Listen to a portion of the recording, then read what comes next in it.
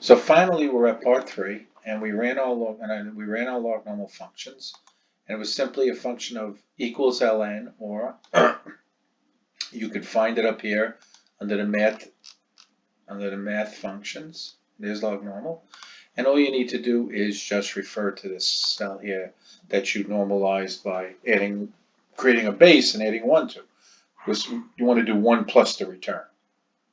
Once you run it there, you notice these numbers are very close to the simple returns, but they're a little higher or a little lower, and they count for continuous compounding.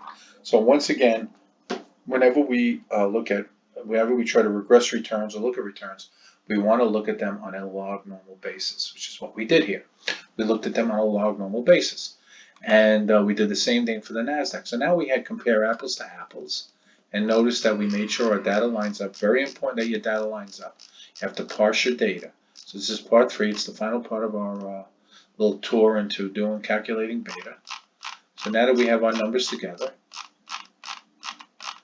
and we've created the right function, I'm not going to run the regression because this thing can kind of get glitchy, and we may lose the video. But here is a capture of what you would see when you hit data analysis. You go to data, and you go to data analysis and look for regression. And this is what you're going to get when you get a regression.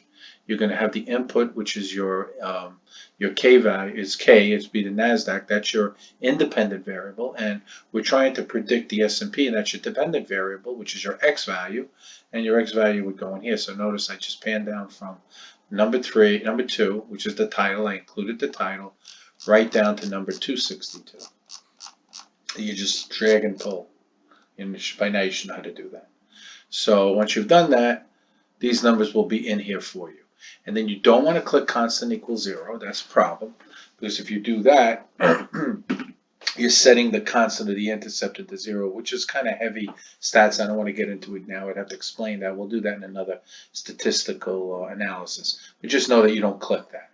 That's only for certain kinds of analyses. But we will click labels because we included the label. And we'll click the confidence level, which the Excel is pretty good. They'll give you 95%, and that tests for 5% probability, which is the classic statistical test. And of course, this stuff becomes a lot easier when you do it on R, Stata, or more sophisticated statistical packages, because they're built for this stuff. But it's nice to take it through Excel, because you could really visualize what you have to do.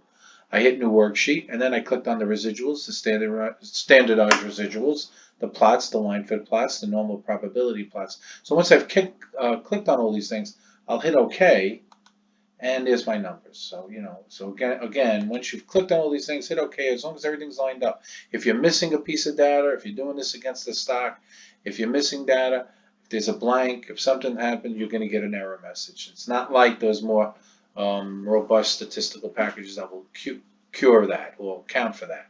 So make sure everything lines up and that your dates line up, because you want to compare the same dates, obviously, when you're doing a regression. And now here you got your probability. So we see that the output is it's pretty good. It looks right, because the R squared says that the Nasdaq accounts for movements in the Nasdaq account for 90% of the movements in the S&P, and we're starting to see that relationship. Because that makes sense to us. If you follow the markets, you'll know that usually when the markets move, they move together, because they're very similar in asset classes. They're not perfect. As we know, the Nasdaq is more tech-oriented. It's more growth-oriented, and the S&P can tend to be, I'm trying to move this thing out. The S&P could tend to look at assets that are more industrial or more mainstream. Nasdaq could be a little more techy. So you're going to get a little bit of a difference. But we're starting to see that they're not that different, and that's good, because that's what we're trying to test for. If this was a stock, we might see numbers. If we were looking at, say, the S&P versus Tesla or Ford, the numbers might be somewhat different. But here we would expect a relationship, and that helps us. We also notice that the observations are right. That's about 260 observations. The intercept is not really that important, because that's where that basically tells us where the S&P would be if the Nasdaq traded at 0, which would be Armageddon, financial Armageddon. Nasdaq trading at 0, there'd be a small little tiny bit of value in the S&P, is really what that tells us on the prediction. But what we're finding is the S&P should move at 1.11% compared to the Nasdaq, which would mean that the S&P moves at a bigger velocity than the Nasdaq. When the Nasdaq moves up 1%, we would expect the S&P to move up 1.11% on a prediction basis. And when it's below 1%, it should move down 1.1. So what we're seeing is the S&P moves at a greater velocity to the Nasdaq, and that's kind of interesting. So it tells us that if we wanted to make a perfect hedge of both indices, if we were trading, we would probably short $1.11 amount to the S&P if we wanted to be market neutral. We wanted to have the same neutrality on a dollar value basis, which is probably a video I'll do on a different day, how to do pair trading.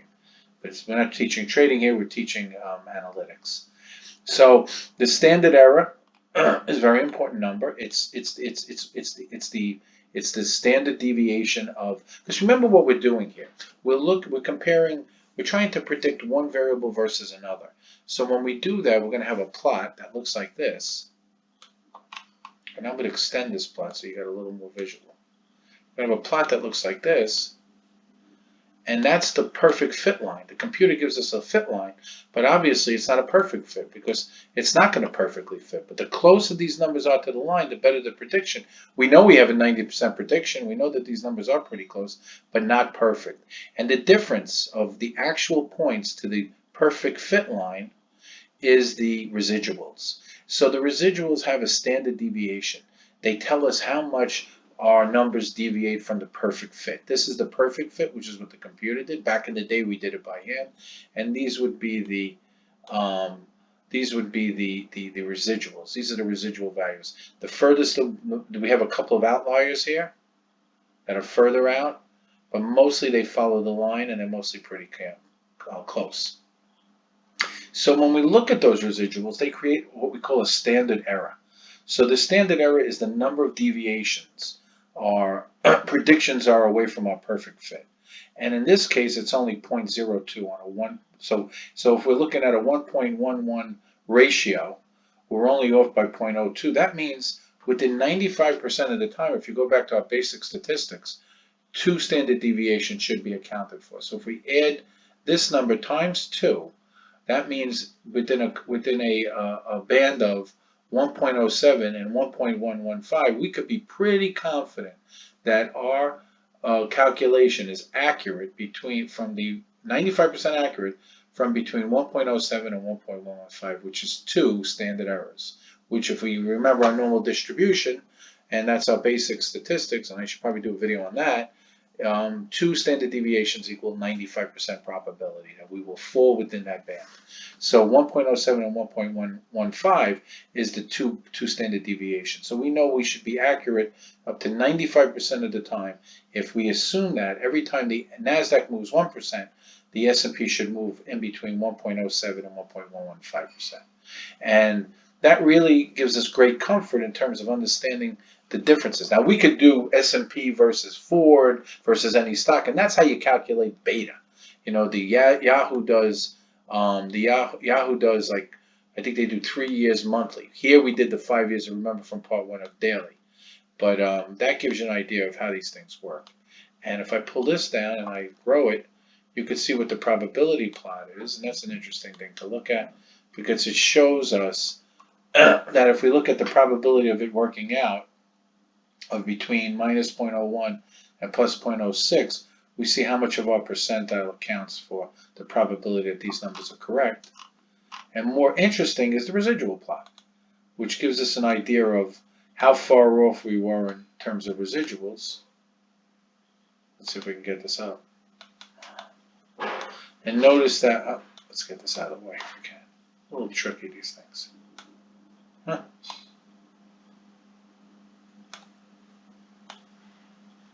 Bear with me. Okay, good. We'll go back and look at the residual plot, and notice that this is the line of this is the plot of the residuals, and this is how far away they were from. This is the residual, and this is how far away they were from the perfect fit. And we notice most of them were pretty close, but we do have a couple of we do have a few of the outliers. But the majority of them kind of fall right in the middle of our graph, which means that we're pretty close to the line. And we could confirm that. We have a few outliers, and statistically we would want to test these and see why these were off by so much. but they're very small. And where could we find these? Well, you can run there are add-on packages that will give you that, but then again, the more robust statistical analyses packages will point out the outliers.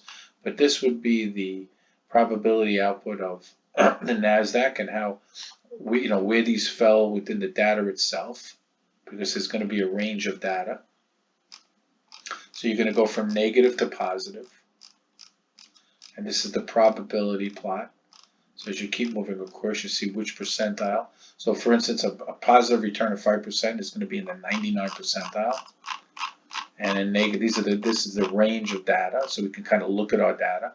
And there was one week where we had minus 11%, and you kind of get an idea of what percentile these things fall in.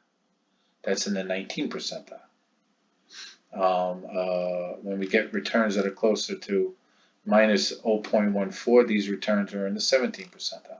So you start to see the probability of getting those kind of returns. So that's another way to look at the statistics.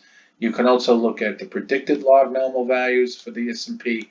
When this number comes in here, when the return was minus 11%, it predicts a return of minus 0.09% in the S&P, and this is the residual.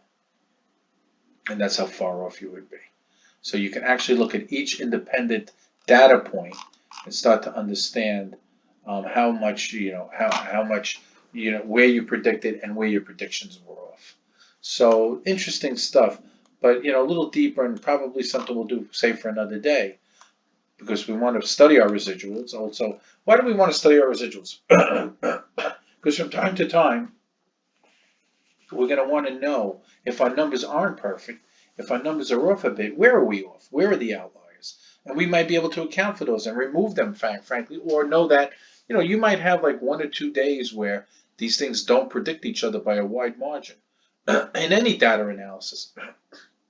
By pointing those out, you might say, well, this was really an anomaly and I should pull it out. Or in fact, it's not an anomaly. Let's say I was looking at weather and I have a day in December that's 80 degrees or 70 degrees. I might do my residual, look at my data and find out that that was a number, that 80-degree day was an anomaly. It never happened. It was a bad data entry. I will remove it. Or maybe, in fact, that statistically it could happen. You can have a 70 or an 80-degree day in December, and it's possible every so many years, and you want to include that because that could happen, like Sandy happened. It was a rare event, but it did happen. So you want to play with your data so you understand at least what's real and what's probable and what isn't. But obviously, it's going to be a very small probability when that happens, right? Like to be in certain returns, you're going to get certain probabilities, right? So that kind of covers it. Once again, you start to see, we'll go back here again.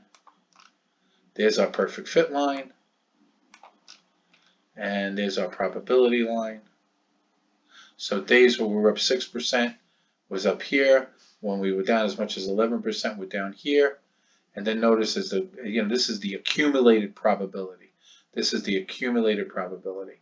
So we start to see that this is the very beginning, the lowest returns, and that the majority of the returns fall somewhere between minus 2% and plus 2% for a particular week. And that accounts for a large amount of our graph. That accounts for a large amount of our graph. We have some really down days, and you see that in the market, but the majority are between minus 2 and plus 2. And we have better days, we're only plus 6, but it would be up here. There's just a couple up there. But the majority of our graph will fall right around here, and we get an idea of what most of our data starts to look like if we want to understand our data. And again, you'll have that output here. Okay, you'll have that output here. And this is the percentile, and it'll take us, it's that number that we just saw. This is that plot, and this is it in a tabular form. So we start to see at the very beginning, the very low returns give you a very small percentile, and you can actually visualize where the majority of the returns are. Notice these start to stay right around 1 or 2%, right in the middle. So what's 50%? 50% would be right in the middle. It's probably about 0.004%. That's the middle of that graph. But a lot of returns bunch around that minus 2 to plus 2 return. So that's how you read that. So if you want to look at your data and understand your data, that's how you understand it. But the most important thing, what we were trying to find, and this is the plot of the residuals. This is when we predict the Nasdaq, and this is how much we were out by. These are all the different data points. That's pretty fascinating, right? All the different data points, which is represented by this. Okay? It tells us how much we're off. So this is how much we're off, and notice most of them are bunched around the same, right around this, the middle of the graph, which would be right here. So we got a pretty accurate measure. If you didn't have an accurate measure, those tools become more important. But the most important thing to remember is our beta is 1.11. We could be 90% sure, or we could be 90% sure that it explains it. This number tells us what it explains. We say that the movements in Nasdaq would explain the movements in S&P. Now, does that mean that Nasdaq explains S&P? Probably not. You have to use some logic here. Nasdaq and S&P are kind of multi-correlated. So they're very, we have something called collinearity. They don't predict one another, but they track one another. They track one another. It doesn't mean that when the Nasdaq moves, the S&P moves. It just tells us the relationship between the both of these things. They're very much tied together. So we can say that if we know what the Nasdaq did, we can say with certainty that the S&P should move at a 1.11 ratio, and with the 95% certainty within a 1.07 and 1.15 ratio. So we start to see the difference. It's not so much what, sometimes we'll do regressions, one that explains another. This is more about correlation, that these two things correlate. And if we were traders and we wanted to be market or dollar neutral, then for every dollar of the Nasdaq index, we would short 1.11. Because they move at 1.1 ratio, or if we got long the S&P, we would buy it at 1.11 and we would short 1. And obviously, if that relationship changed and the S&P started trading 1 to 1 or 0.9 to 1, we would expect it to go back to normal if we were comfortable with our numbers, and we might want to play the position so we could profit from that. So when they return back to normal, our long and our short would profit. So for instance, if the S&P looked cheap relative to the Nasdaq, you'd buy the S&P and short the Nasdaq, and that's how you would do the arbitrage. But again, this is all statistics, and they can be wrong. Like any kind of statistical analysis, you have to make sure your data is correct, and you have to make sure your numbers are correct, and you have to understand your numbers. Once again, we don't expect Nasdaq to predict S&P, but what this does is it tells us the relationship between Nasdaq and S&P, and that's the essence of the beta, how one security moves with another, and that's all predicted by market movements, which are all a function of what people bet or what people are investing in every day. So I hope this is a help. We're going to be doing a lot more of this, but this is hopefully a good introduction to beta, and beta is a big part of the capital asset pricing model.